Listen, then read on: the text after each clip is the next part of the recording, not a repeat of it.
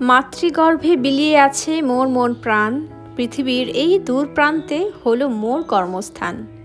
শৈশব কৈশোর কেটেছে তোমার স্নেহের ছায়ায়, জীবনের প্রয়োজনে তোমায় ফেলে এসেছি হায়।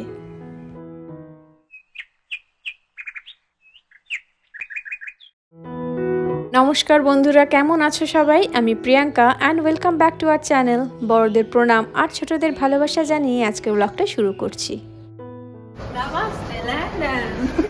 আমার আগের ব্লগে তোমরা দেখেছো আমরা লন্ডন পৌঁছে গেছি। এবার এখান থেকে যাব ব্যাঙ্গালোরে, ওই ভার্জিন আটলান্টিক করেই। আমরা পৌঁছালাম 6:45 নাগাদ, মানে লন্ডনের টাইম অনুযায়ী সকাল 6:45। কিন্তু আমাদের শরীর যে কোন জোনে চলছে সেটা কিছুই বুঝছি না। সিকিউরিটি চেকিংয়ের জন্য এদিকে আস্তে আস্তে প্রায় 15 মিনিট লাগলো। এখন বাজে 7টা। এখান থেকে কোন কোন ফ্লাইটের কোন কোন টার্মিনালে কানেক্টিভিটি আছে তার সব ডিটেলস দেওয়া আছে।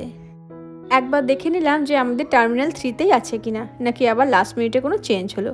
দেখলাম যে না, কোনো চেঞ্জ নেই, টার্মিনাল 3তেই আছে। তাই এই ডিরেকশন অনুযায়ী সিকিউরিটি চেকিংয়ের দিকে এগোতে থাকলাম। সিকিউরিটি চেকিংয়ের পর লিফটে করে উঠে এবার আমরা যাচ্ছি ডিপার্চার গেটের দিকে।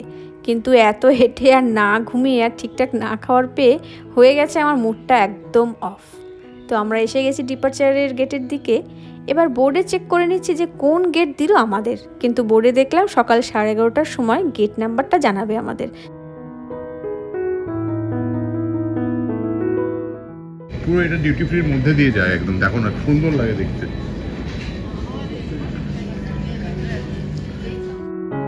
ডিপার্চারের গেটের দিকে যেতে হলে ক্রস করতে হয় এই ডিউটি ফ্রি। আর হিথ্রো ডিউটি ফ্রিটাও অসাধারণ, নানান রকম জিনিস টেস্ট করার আছে দেখতে পাচ্ছি। আছে নানান রকমের ম্যাগনেট, কি চেন, চকলেট, মানে গিফট করার জন্য আদর্শ জিনিস। কিন্তু আমরা যা যা গিফট দেওয়ার সব ইউএস থেকেই নিয়ে যাচ্ছি।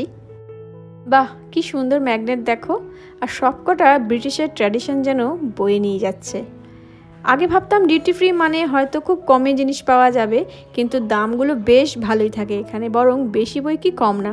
তবে সব আইটেম সম্পর্কে আমার আইডিয়া নেই। নিন্নি অলরেডি বুঝতে পারছে না কোন টাইম জোনে চলছে। কে ঘুম পাচ্ছে? এখন রাত 2টো আমেরিকাতে। চল। নিন্নিকে দেখে আমার মরুতীর্থ হিংলাজের ওই গানটার কথা মনে পড়ছে। পথের ক্লান্তি ভুলে স্নেহ ভরা কোলে তব মা গো, বলো কবে শীতল হব, কত দূর আর কত দূর বলো মা। কত দূর সেটা তার মারও জানা নেই। ফ্লাইট থেকে নেমে প্রায় 30 মিনিট ধরে হাঁটছি। তারপর ডিপার্চারের ওয়েটিং এরিয়াতে পৌঁছালাম। পৌঁছে যেন শেষমেশ আমাদের ক্লান্তি মিটল। খিদে তো পেয়েছে সবারই, তার থেকেও বেশি পেয়েছে ঘুম। আর এই ওয়েটিং এরিয়াটা বিশাল বড়, বিশাল মানে বিশাল বড়। মেয়েরা ঘুমে আচ্ছন্ন বলে আমি আর ঘুরে দেখতে পারিনি, ওর বাবা তাই একাই ঘুরে ঘুরে দেখলো। এই ওয়েটিং এরিয়াতে আমাদের প্রায় 5 ঘন্টা মতন ওয়েট করতে হবে। তাই কোনায় বসার জায়গা খুঁজে মেয়েদেরকে কোনো রকম ঘুম পাড়িয়ে আমি মালপত্রের খেয়াল রাখলাম, আর ওর বাবা জায়গাটা পুরো এক্সপ্লোর করলো। এই এরিয়াটা এত সুন্দর, 5 ঘন্টা দেখতে দেখতে তোমার কেটে যাবে। কিন্তু এই সুন্দর জায়গাটা ঠিকঠাকভাবে উপভোগই করতে পারলাম না। কারণ তখন তো ঘুম আর খিদেতে আমার মাথাটা পুরোই গেছিলো। এরকম ব্রেক জার্নি করে আসতে হয়েছে। তাই এর থেকে বরং এমিরেটস বা কাতারে আসাই ভালো। হাতে অন্তত টানা 13 থেকে 14 ঘন্টা পেতাম, তাতে খাওয়া আর ঘুম দুটোই পর্যাপ্ত পরিমাণে হয়। এরকম ইন্টারন্যাশনাল ট্রিপে একটু ঘুমটা যদি ঠিকঠাকভাবে না হয় আমার হয় মুশকিল, তখন আর কিচ্ছু করতে ইচ্ছা করে না। বাহ, কি সুন্দর না ক্যাডবেরি ট্যাক্সিটা! লেখা আছে ছবি তুলে প্রিয়জনকে পাঠানো যায়। কিছুটা এগিয়ে আবার কারেন্সি এক্সচেঞ্জের একটা শপ আছে। এটা ভালো ব্যবস্থার খুব দরকারি জিনিস জানো, কারণ বহু দেশের লোকে যাওয়া আসা হচ্ছে এখানে। তাদের সবার কাছে যে এই দেশের কারেন্সি থাকবে সেটা জরুরি নয়। তাই এরকম কারেন্সি এক্সচেঞ্জের ব্যবস্থা থাকলে কেনাকাটি করতে অনেকটাই সুবিধা হয় আর কি। ঠিক 11:30 নাগাদই আমাদের গেট নাম্বার দিল বোর্ডে। গেট নাম্বার 29-এ যেতে হবে। বোর্ডে দেখানো আছে ওখানে পৌঁছাতে আনুমানিক সময় লাগবে 10 থেকে 12 মিনিট। ঠিক আছে, কোনো অসুবিধা নেই। আমরা রেস্টরুমে গিয়ে ফ্রেশ হয়ে আবার হাঁটা শুরু করলাম। ওখানে ঘুমোতে পারিনি ঠিকই, কিন্তু খানিকক্ষণ এখানে ঝিমিয়েছি, তাতেই কিছুটা ক্লান্তি কেড়েছে। আর বাচ্চারা প্রায় 1.5 ঘন্টা মতন ঘুমিয়েছে, তাই কোনো চাপ নেই। ব্যাস, এসে গেছি গেট নাম্বার 29-এ। আর 15 থেকে 20 মিনিটের মধ্যেই বোর্ডিং হবে, তারপর উড়ে যাব দেশের উদ্দেশ্যে। ঢুকে গেছি, এরপরে জাস্ট বোর্ডিং। পাসপোর্টগুলো দেখে নিল না, আর দেখবে না মনে হয়। নিন্নি আবার একটা গুডি ব্যাগ পেয়েছি। কি দিয়েছে রে নিন্নি এটাতে, দেখেছিস কি আছে? ঠিক আছে, প্রচুর ভিড়, পুরো প্যাকড ফ্লাইট। ভাবলাম সব কিছু টাইমে টাইমেই হচ্ছে, লাস্ট ফ্লাইটটাও টাইমেই ছাড়বে। বোর্ডিংয়ের সময় কেটে গেল, কিন্তু বোর্ডিং হচ্ছে না। তারপর অ্যানাউন্স করলো পাওয়ার রিসেট হচ্ছে না, কিছু টাইম লাগবে। এই করে করে আরও 1 ঘন্টা কাটলো, তারপর গিয়ে ঠিক হলো। তারপর আর কি, বোর্ডিং হলো, বসলাম সিটে। কিন্তু এই ফ্লাইটে বোর্ডিং করা আর ফ্লাইটে ওঠার ভিডিও করে উঠতে পারিনি, একই মাথা গরম ছিল। তারপর আবার ডিলে, তখন মনে হচ্ছিল সব কিছুর জন্য ওর বাবা দায়ী। কেনই বা নতুন কোনো ফ্লাইট ট্রাই করলো, আর কেনই বা লন্ডন ঘোরার শখ হলো।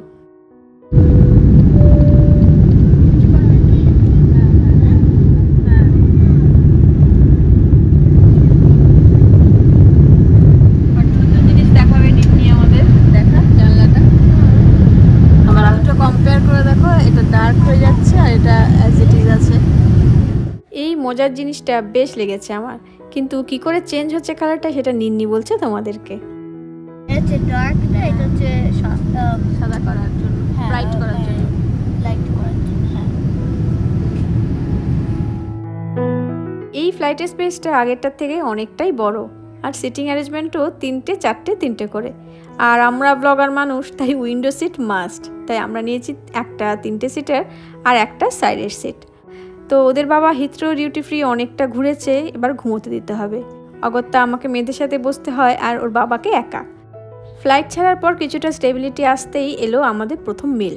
নিন্নি অ্যাজ ইউজুয়াল চাইল্ড মিল নিয়েছে, আর আমি এশিয়ান ভেজিটেরিয়ান মিল, আর তিন্নি আর ওর বাবা এশিয়ান নন ভেজিটেরিয়ান মিল। পটেটো ভেজেস, কর্ন আর চিকেন টেন্ডার মনে হয়। নিন্নির মিলটা তো ফাটাফাটি দিয়েছে, তাই ও খুব খুশি।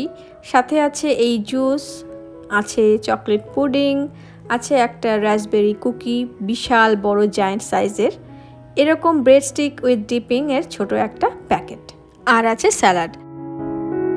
আর তিন্নির মিলেও ছিল চিকেন আর রাইস, সাথে চিপস আর বান। আর আমার এশিয়ান ভেজিটেরিয়ান মিলটা ছিল ভালোই, ইয়েলো রাইস, কড়াইশুটির তরকারি আর বিনসের সবজি। বাহ, দারুণ লাগছে দেখতে। সাথে বাটার আর একটা চাটনির প্যাকেটও, আর মিক্সড একটা স্যালাড ছিল। চলো তবে তাড়াতাড়ি খাওয়া দাওয়া করে নিই। খাওয়া দাওয়া করে ভালো একটা ঘুম দিলাম সবাই। তারপর খুব টার্বুলেন্স হওয়া শুরু করলো। দেখলাম বাইরে তখন মেঘের ভেতর দিয়ে যাচ্ছে আমাদের ফ্লাইটটা, আর চারিদিক কেমন ধুয়ো ধুয়ো লাগছে। যাই হোক, সব মেঘ কাটিয়ে আবার স্মুথলি যাওয়া শুরু করলো। ব্যাঙ্গালোর নামতে যখন 1.5 ঘন্টা মতন বাকি, তখন দিল এই সিঙ্গারার প্যাকেট, মনে হয় 2টো আছে, সাথে সেই লাইম চাটনি।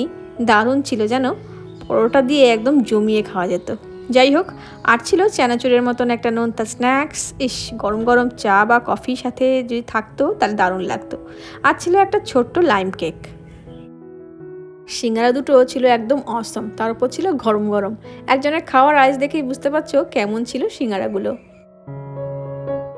যাই হোক, এই ফ্লাইটের জার্নিটাতে শুধু পাঠান দেখা শেষ করলাম, শুনলাম খানিকক্ষণ পুরনো হিন্দি দিনের গান, আর মাঝে মাঝে ম্যাপও দেখছি যে কতটার বাকি। তারপর যখন দেখলাম মহাসাগর ক্রস করে ফেলেছি, সাগরে ডুবে যাওয়ার ভয় থেকে এবারের মতন মুক্তি পেলাম। তারপর বাইরে ছোট ছোট আলো দেখতে পেলাম, বুঝলাম আর বেশিক্ষণ বাকি নেই।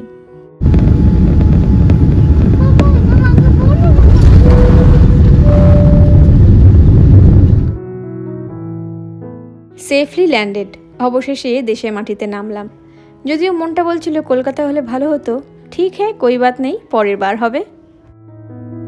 এটাও বেশ স্মুথলি ল্যান্ড করলো। ওভারঅল এই ফ্লাইটটা অনেক ভালো লাগলো আগেরটার তুলনায়। আর এইবারে যেহেতু আমাদের সিট লাস্টের দিকেই ছিল, তাই সবার শেষে নির্বিঘ্নে সব জিনিসপত্র নামিয়ে আস্তে সুস্তে নামলাম। আমরা নামলাম ব্যাঙ্গালোরের টার্মিনাল 2-তে, যেটা কিনা অপারেট হতে শুরু করেছে গত বছর সেপ্টেম্বর থেকেই। আর গত বছর আমরা ব্যাঙ্গালোর এসেছিলাম জুন মাসে, তাই এই টার্মিনালটা তখন দেখার সুযোগ হয়নি। খুব সুন্দর সাজানো গোছানো আর খুব বড় টার্মিনাল এটি। এতদিন সোশ্যাল মিডিয়াতে দেখতাম এই টার্মিনাল নিয়ে নানান রিভিউ আর নানান রিলস। আজ চাক্ষুষ যখন দেখতে পাচ্ছি, সত্যি খুব ভালো লাগছে। হলো সব লাগেজ নেওয়া। সুন্দর করেছে না টার্মিনালটা? হ্যাঁ, সত্যি নো ডাউট ভালো দেখতে করেছে, বেশ কালারফুলও করেছে, অনেকটা বিদেশি স্টাইলই বানিয়েছে দেখছি। এয়ারপোর্টে নেমে আমাদের ইমিগ্রেশনের সব কাজ মিটল ভোর 4:30 নাগাদ। এমনি সময় যখন ব্যাঙ্গালোরে আসি প্রতিবার, তখন কলকাতা থেকে ডোমেস্টিক ফ্লাইট নিয়ে আসি, তাই নর্মাল টাইমে ল্যান্ড করি। আর 3 দিনের ছোটো পিসাই আমাদের নিতে আসেন, কিন্তু আজকে এই প্রথম ইন্টারন্যাশনাল ফ্লাইটে আসলাম, তাই এরকম অদ্ভুত সময় ল্যান্ড করেছি আমরা। তাই দাদাকে আসতে বারণ করেছি, কারণ এখানে ট্যাক্সির ভালো ব্যবস্থা আছে। তাই ঠিক করেছি হয় উবের বা এয়ারপোর্ট ট্যাক্সি করে পৌঁছে যাব দিদির বাড়ি। দাদাকে ফোন করতে দাদা বলল উবের থেকে ভালো হবে যদি আমরা এয়ারপোর্ট ট্যাক্সি নিই। আর খুঁজতে খুঁজতে পেয়েও গেলাম ট্যাক্সির লাইন। ভোর 5টা নাগাদ ছাড়লো আমাদের ট্যাক্সি। আর এয়ারপোর্ট থেকে দিদির বাড়ি সময় লাগে প্রায় 1.5 ঘন্টা মতন। তবে এখন ট্রাফিক একদমই নেই, তাই 1 ঘন্টার মধ্যেই মনে হয় পৌঁছে যাব। এইদিকে রাস্তাঘাটও কি সুন্দর বানিয়েছে। এই 1 বছরে অনেক কিছু ইমপ্রুভ হয়েছে এই শহরের বুকে। ওই যে মাথা তুলে দাঁড়িয়ে আছে আমাদের দেশের পতাকা। দেশ হোক আর বিদেশ, নিজের দেশের পতাকা যেখানেই উঠতে দেখি সব সময় গর্বে বুক ভরে যায়। যারা ব্যাঙ্গালোরে থাকো বা ব্যাঙ্গালোরে ঘুরতে এসেছো কখনো, এরকম ফাঁকা রাস্তা দেখে নিশ্চয়ই তাদের হিংসে হচ্ছে। এরকম ফাঁকা ভাবাই যায় না। যা বলেছিলাম 1 ঘন্টার মধ্যেই পৌঁছে গেলাম দিদির বাড়ি। আর দেখো অন্ধকার থেকে কীরকম আলো ফুটেছে বাইরে। কিন্তু দিদির বাড়ি পৌঁছে দিদিকে বাড়ি পেলাম না। মনটা আমাদের তাই সবার খুব খারাপ। কি হয়েছে, কেন হয়েছে, সব বৃত্তান্ত থাকবে আমার পরের ব্লগে। তাহলে আজকের মতন ব্লগটা এখানেই শেষ করছি। দেখা হবে খুব শীঘ্রই নতুন কোনো দিনে নতুন ব্লগ নিয়ে। সবাই খুব খুব ভালো থেকো, আনন্দে থেকো, সাবধানে থেকো। নমস্কার।